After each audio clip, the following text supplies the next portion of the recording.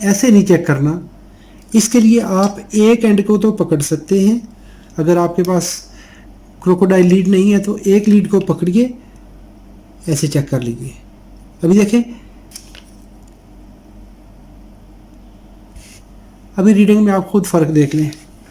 ایسے کرنے سے ریڈنگ کیا ملی 275, اور یہ ریڈنگ کیا آ گئی 360. السلام علیکم ورحمۃ اللہ وبرکاتہ. دوستو, حسیب الیکٹرانکس میں آپ کو خوش آمدید. آج کی ویڈیو میں ہم بات کریں گے کہ آپ کیپیسٹر کو کیسے چیک کریں گے, اور اس کو چیک کرتے وقت آپ کون سے احتیاط کریں گے. سب سے پہلے تو ہمیں کیپیسٹر کے بارے میں پتہ ہونا چاہیے کہ کیپیسٹر ہے کیا. یہ ایک ایسا الیکٹریکل ڈیوائس ہے, ایسا کمپوننٹ ہے جو کہ چارج کو سٹور کرنے کے کام آتا ہے. ہم کہہ سکتے ہیں کہ یہ ایک بیٹری سیل کی طرح یہ کام کرتا ہے. اس کے دو ٹرمینل ہیں, ایک پازیٹیو ایک نیگیٹو. یہ کیپیسٹر اس طرح کا بھی ہو سکتا ہے جس کے اوپر یہ مارکنگ ہوگی نیگیٹو یا پازیٹیو کی. اس کیپیسٹر کے اوپر دیکھیں تو آپ کو نیگیٹو مارکنگ مل رہی ہے, اور اس کے اوپر کچھ چیزیں لکھی ہوئی ہوتی ہیں. کیا لکھا ہوا ہے اس کے اوپر؟ ایک تو اس کا بیچ کوڈ لکھا ہوا ہے, ساتھ اس کے ٹمپریچر لکھا ہوا ہے کہ 85 ڈگری تک یہ کیپیسٹر کام کرے گا. اس کا انٹرنل ٹمپریچر جو ہے وہ 85 ڈگری تک برداشت کرے گا. اس کے بعد یہاں پہ اس کی کچھ انفارمیشن ہے, کچھ اس کا لکھا ہوا ہے کہ یہ کیا ہے. ایک تو SMS ہے, اس کا مینوفیکچرر ہے, پلس 25 وولٹ. یہ اس میں ایک بڑے کام کی چیز ہے. اس وولٹ سے کم رینج پہ آپ اس کو استعمال کریں گے.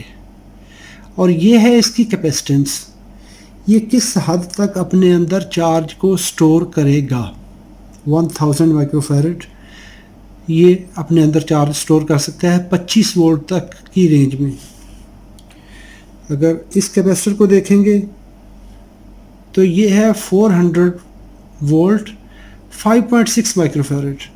ابھی دیکھیں سائز میں دیکھیں تو یہ ایک جیسے ہیں, لیکن جب وولٹیج کا فرق آئے گا تو یہ 400 وولٹ ہو گئے اور یہاں پہ مائکرو فیرڈ آ گئے, یعنی وولٹیج بڑھانے سے اس کی کیپیسٹنس کم ہو گئی. اس کو دیکھیں گے تو یہ 50 وولٹ میں 470 مائکرو فیرڈ ہے. ابھی سائز میں ایک جیسے ہو سکتے ہیں, سائز میں ان کا بڑا چھوٹا ہونا ایک نارمل بات ہے, لیکن ابھی اگر اس کیپیسٹر کو دیکھیں گے تو یہ ہے 27 مائکرو فیرڈ اور کتنے ہے 200 وولٹ پہ ہے. یہ 200 وولٹ کی رینج میں ہے اور 27 مائکرو فیرڈ ہے, 10%. یہ پرسنٹیج ایک کیپیسٹر پہ آ گئی. کچھ کیپیسٹرز کے اندر آپ کو یہ ملے گی کیپیسٹنس. یہ ہے اگر دیکھیں تو 47 مائکرو فیرڈ ہے, -10% ہے اور +75% ہے. یعنی یہ کیپیسٹر 37 سے لے کے تو اس کو 75% ایڈ کر لیں, آپ کہہ سکتے ہیں کہ 100 مائکرو فیرڈ تک یہ سٹور کر سکے گا. 100% اس میں 47 سے لے کے 75% اس میں اور ایڈ کرے تو 110-120 کے قریب یہ اس کی کیپیسٹنس ریڈنگ ہو سکتی ہے. اوور ریڈنگ کر سکتے ہیں, اور یہ کتنا ہے 125 ڈگری سینٹی گریڈ تک. تو جس پہ یہ ریڈنگ لکھی ہوگی یہ تو ہے پولر کیپیسٹر. ابھی یہ دیکھیں تو یہ بلیک کلر کا ہے تو یہ بھی 85 ڈگری سینٹی گریڈ پہ ہے. اگر آپ دیکھیں گے تو کچھ کیپیسٹر جو ہیں یہ گرین کلر میں ہے, کچھ بلیک کلر میں ہے. جیسا یہ دیکھیے تو بلیک کلر میں ہے تو 85 ڈگری ہے. اگر آپ اس کیپیسٹر کو دیکھیں گے تو یہ ہے 105 ڈگری 105 ڈگری تک. تو یہ کیپیسٹر اس سے زیادہ کرنٹ کو برداشت کرے گا. اس طرح اگر یعنی یہ اس میں 85 ڈگری کا آ گیا, یہ 105 ڈگری کا آ گیا. دیکھیں یہ آؤٹ پٹ سٹیج میں لگے ہوئے. تو ایسے ہی یہ بلو کلر میں کیپیسٹر ہے تو یہ بھی 105 ڈگری سینٹی گریڈ پہ آ گیا. تو کیپیسٹر کا ٹمپریچر سے بہت زیادہ ریلیشن ہے اس کا. اگر یہ دیکھیں گے تو یہ 50 وولٹ ہے, 47 مائکرو فیرڈ ہے, اور اگر اس کو دیکھیں گے تو یہ 105 ڈگری آ گیا. 105 डिग्री। अच्छा, कुछ कैपेसिटर जो कि डीसी में इस्तेमाल होंगे उसे हम कहेंगे पोलराइज्ड कैपेसिटर। जो डीसी में इस्तेमाल होगा कैपेसिटर उसको कहेंगे हम पोलर कैपेसिटर, जिसके ऊपर प्लस माइनस का निशान है, जिसके ऊपर प्लस माइनस का निशान है। अगर देखें तो ये प्लस का निशान है, प्लस सिंबल है, ये रेड कलर बना हुआ है, तो ये कैपेसिटर पोलर कैपेसिटर कहलाएगा। ऐसे ही एक कैपेसिटर के ऊपर अभी ये निशानी नहीं बनी हुई, लेकिन इस पे लिखा हुआ है 1.5 माइक्रोफैरड प्लस माइनस 5% 450 डिग्री।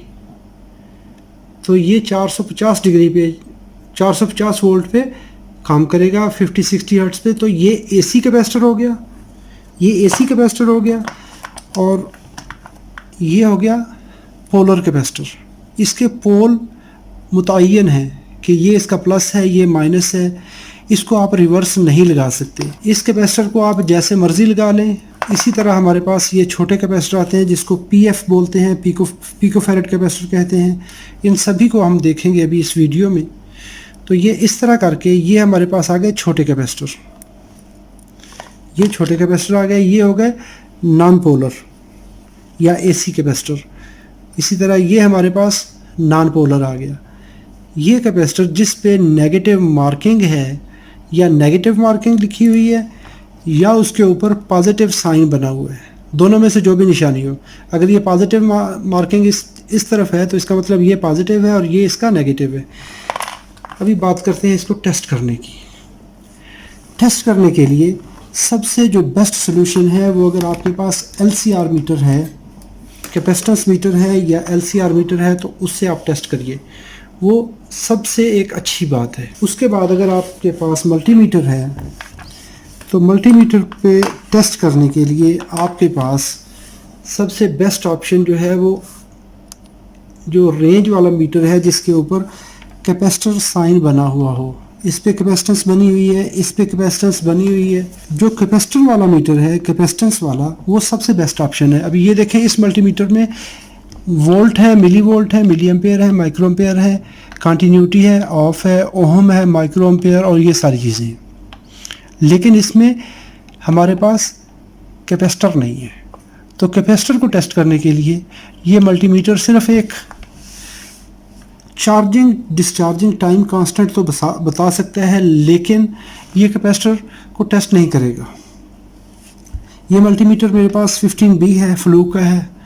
मेरे पास पहले सनवा का था, फिर यूनिटी था, लेकिन अभी फ्लूक के पहले ये मल्टीमीटर मैं यूज़ कर रहा था, फिर मैंने ये लिया। अभी मेरे पास तकरीबन अप्रॉक्सीमेटली पिछले 12-13 साल हो चुके हैं। तो ये मल्टीमीटर बहुत ही रिलायबल है। यानी इसमें काम करते हुए आपको ये डाउट नहीं होता कि मैं जो टेस्ट कर रहा हूँ वो ठीक है या गलत है। टेस्ट करते हैं इस पे। मैं आपको बताता हूँ कि इसको टेस्ट करने के लिए कैपेसिटर को, पहली बात कैपेसिटर पकड़िए, इसको आप सर्किट में कैपेसिटर को कभी भी चेक ना करें, कैपेसिटर में उसका रिज़ल्ट सही नहीं आता। इसको किसी भी मेटल प्लेट के साथ कैपेसिटर की दोनों लीड्स को ऐसे शॉर्ट कर दें। कोई भी मेटल प्लेट, ये तो मैंने हाथ में पकड़ी हुई, आपने हाथ में नहीं पकड़ना, ऐसे पकड़ें, इसके ऊपर ये दोनों लगा दें। क्या होता है कि कैपेसिटर क्या है कि एक चार्जिंग डिवाइस है, कैपेसिटर को चार्ज को होल्ड करता है। बाज़ औक़ात कैपेसिटर में 400 वोल्ट तक होते हैं, तो उसको आप क्या करेंगे, पहले डिस्चार्ज करेंगे। अगर आप वैसे कनेक्ट करेंगे तो आपका मल्टीमीटर डैमेज हो सकता है। यहाँ पे आ गया तो मैं वाइड रेंज, मेन रेंज में ओहम स्केल में आ गया। अभी कैपेसिटेंस पे जाने के लिए मुझे ये येलो बटन प्रेस करना पड़ेगा, तभी जाके मैं अगर इसको प्रेस करूँगा तो ये मैं आ गया NF मोड में, नैनो फैरड मोड में। इस कैपेसिटर को, इस मीटर को देखेंगे तो ये डायरेक्टली, इस पे सब रेंज नहीं है, ये डायरेक्ट रेंज में जाएगा। तो ये मेरे दोनों चैनल हैं, हसीब इलेक्ट्रॉनिक्स और हसीब इलेक्ट्रॉनिक्स उर्दू। ये मेरा उर्दू वाला चैनल है, उर्दू हिंदी वीडियोस यहाँ पे हैं और यहाँ पे मेरी इंग्लिश वीडियोस हैं। तो आप इंग्लिश चैनल को भी विज़िट कीजिए। तो उम्मीद है कि आपको उस पर फ़ायदेमंद चीज़ें मिलेंगी। अभी सबसे पहला काम हमने क्या किया, मीटर को सेट किया। मीटर की प्रॉप्स को चेक कर लें तो ये ओवरलोड आ रहा है जब मैंने दोनों शॉर्ट की हैं। स्क्रू ड्राइवर की मदद से भी दोनों प्लेट्स को शार्ट कर दूंगा। जब शार्ट करेंगे तो क्या होगा कि इसका अपना जो इंटरनल स्टोर जिसने किया हुआ है चार्ज वो ख़त्म हो जाएगा। इसके बाद सबसे बेहतर है कि आप क्रोकोडाइल वाली लीड्स इस्तेमाल करें और उनकी लंबाई कम से कम हो। कोशिश करें कि लंबाई इन लीड्स की, मेरे पास तो ये लंबी हैं, तो कोशिश करें सबसे कम लंबाई वाली लीड्स इस्तेमाल करें। 6 इंच लीड्स की लंबाई हो वो यूज़ करें। तो इसको हम एक लीड पे लगा देंगे और इसको दूसरी लीड पे लगा देंगे। तो ये मुझे रीडिंग दे देगा, जो भी कैपेसिटर की रीडिंग है 412 ओम आ रही है, 412 माइक्रोफैरड आ रही है। तो अगर इस कैपेसिटर को देखेंगे तो ये है 470। तो 470 को आप प्लस माइनस 10% पे ले जाएं। अगर इसको -10% करेंगे तो 47 माइनस कर देंगे। तो 470 इसका मतलब है कि ये अपनी वैल्यू से कम बता रहा है। अभी हम ये कैपेसिटर चेक करेंगे। चेक करने के लिए दोनों टर्मिनल को शार्ट करें। शार्ट करने के बाद ऐसे आप कनेक्ट कर दें। तो ये बता रहा है 400 ओम, 398 ओम। तो ये है कितने का? ये 1000 का है। 1000 का है तो इसका मतलब ये हुआ कि ये कैपेसिटर शॉर्ट है, ख़राब है, इसका इंटरनली लीकेज है। अभी इस कैपेसिटर को देखते हैं। उसी तरह इसको हम जंपर करेंगे। जंपर करने के बाद इसको लगाएंगे।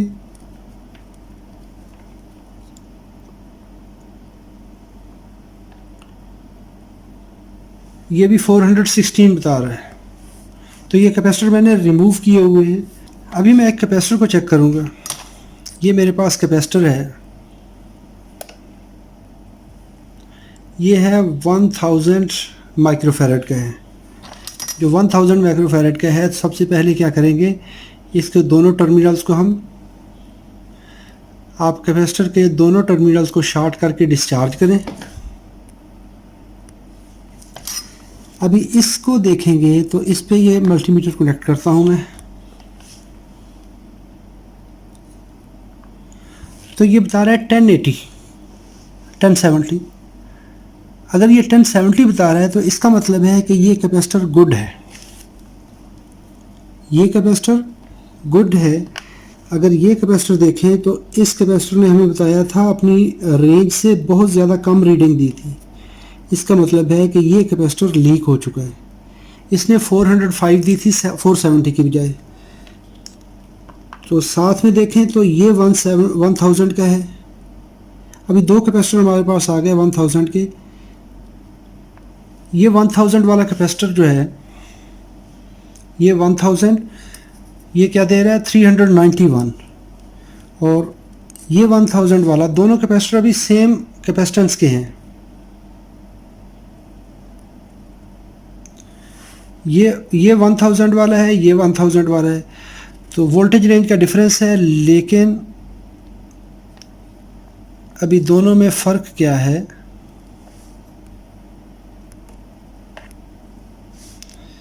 अभी देखें तो ये कैपेसिटर 1069 1070 बता रहा है। तो ये एक गुड कैपेसिटर है, ये बैड कैपेसिटर है। इसको आप रेजिस्टेंस से भी चेक कर सकते हैं। अभी इन दोनों को अगर आपके पास, चले इसको मैं बाद में बताता हूँ। इसके बाद आ जाता है हमारे पास ये पिकोफैरड वाला। इसकी पोलैरिटी नहीं होती, ये 98 बता रहा है। ये 104K है। तो 104 100 नैनो के बिल्कुल करीब बता रहा है। तो ये 100 नैनो का कैपेसिटर है। 104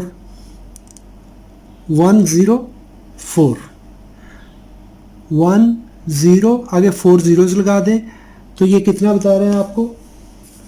इसने बताया हमें 104 आगे 4 सिफर लगा दें। एक, ये 4 सिफर यहाँ से शुरू होंगे, 10 और ये 4 के बदले में ये 4 सिफर लगा दिए आपने। तो इसको कहेंगे हम पिकोफैरड।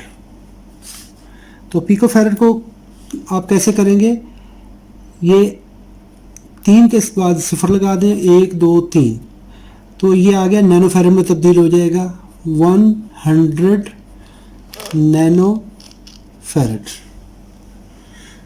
یہ 3 آپ 0 لگا کے پیکو سے نینو میں آ جائیں گے, 3 0 ریموو کر دیں, نینو میں آ جائیں گے. تو ہمارا یہ کیپیسٹر 98 نینو, اس کا مطلب ہے کہ یہ کیپیسٹر گڈ ہے, اس کے اوپر جو لکھا ہوا ہے وہ صحیح دے رہا ہے. ایسا ہی ہمارے پاس ایک اور کیپیسٹر ہے, کیونکہ یہ کیپیسٹر یہ دیکھیں تو یہ 4.48 مائکرو فیرڈ دے رہا ہے. ریڈ کریں گے تو یہ لکھا ہوا ہے 4.7 مائکرو فیرڈ ہے, 4.7 مائکرو فیرڈ ہے, اور یہاں پہ اس کی پولیرٹی بھی لکھی ہوئی ہے کہ یہ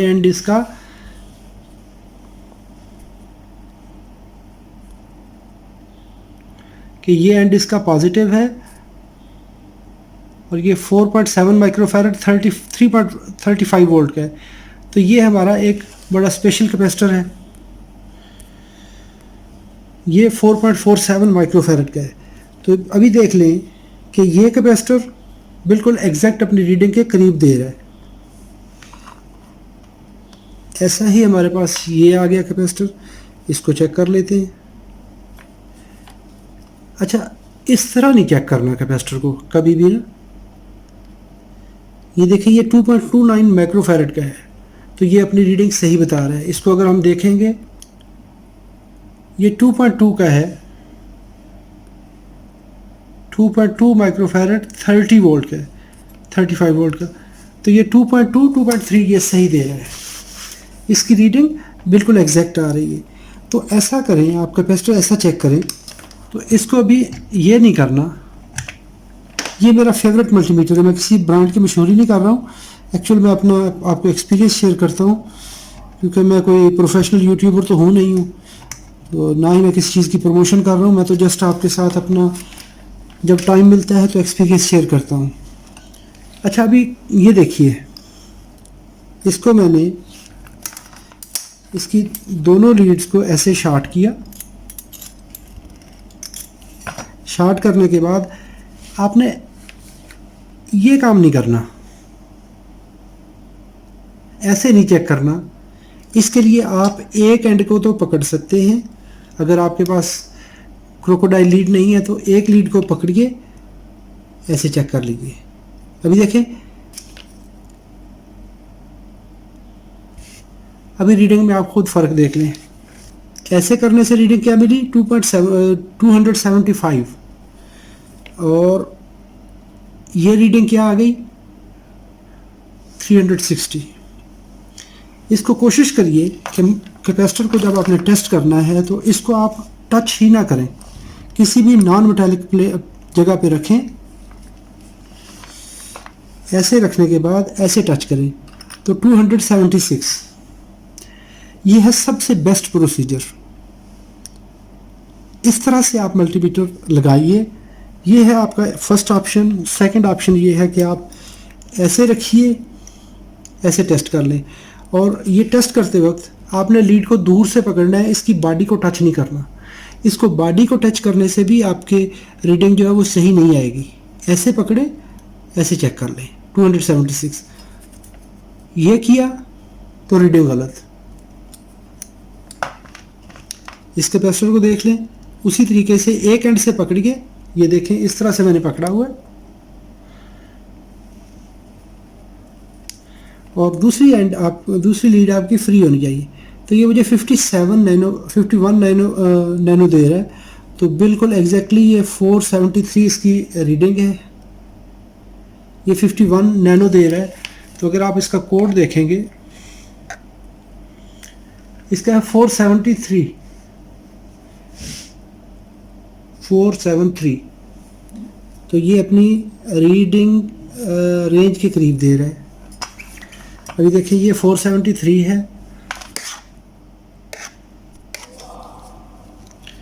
اور یہ والا 100 کا ہے. تو آپ کے پاس جو بھی پیکو ہے, جو اس کی ریڈنگ ہے, اس کو آپ دیکھیں گے, دیکھ کے چیک کر لیں گے.